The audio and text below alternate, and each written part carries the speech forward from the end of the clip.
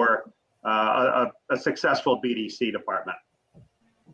A good pay plan. I mean, there's definitely got to be some kind of salary or a really good draw, but I would say that it really varies. I've seen pay plans that go by a percentage of cars sold or X amount of dollars per unit. I think nowadays, starting to do a little bit more of multi rooftops and doing something centralized, I think it might have to be tied more towards a show ratio.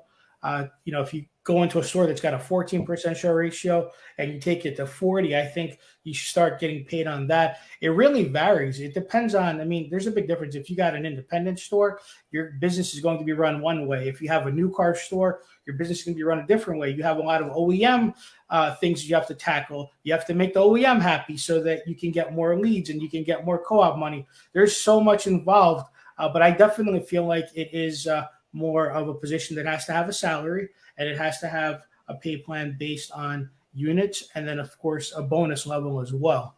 But like I said, it all depends on the different setups of it. I also wanted to add real quick, there was a lot of things that Sean said that I agreed on.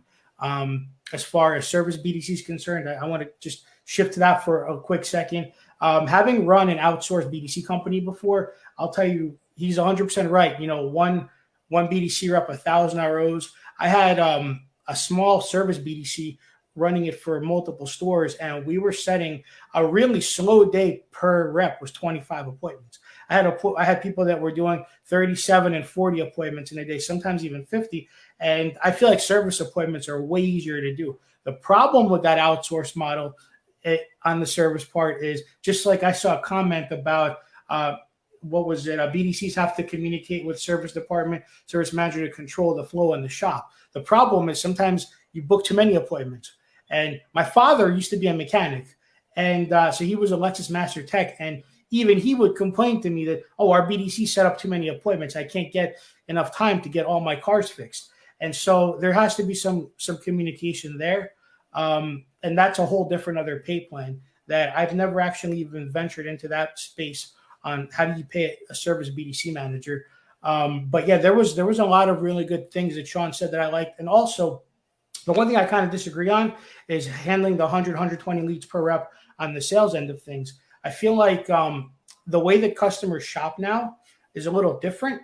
I feel like there's a lot more texting involved. There's a lot of, you call people, you can't even leave them a voice message. I feel like nowadays you need to kind of have a process where you not only call, but you also run a campaign. I like using companies like SimSocial or Volley, something with maybe a power dialer where I can put a campaign in and my reps can actually make 200 calls in 2 hours, as opposed to the old school of how many calls did you make today? And you don't even call monitoring system. They pick up the phone. Maybe they called, maybe they didn't, but they log it in the CRM. I feel like we have the technology now that can really make us more effective.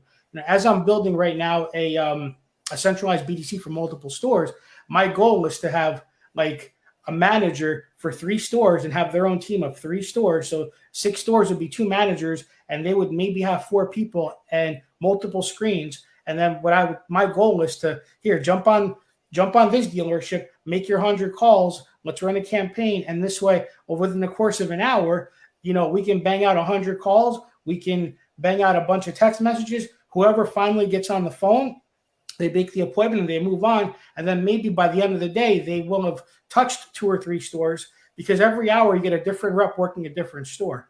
And then when they book the appointment shows they're going to get paid on it. On the flip side, there's another problem that these stores have with centralized BDCs and outsourced BDCs is your salespeople aren't logging anything into the store. Store I'm working with right now, 25% of their sold customers do not get logged.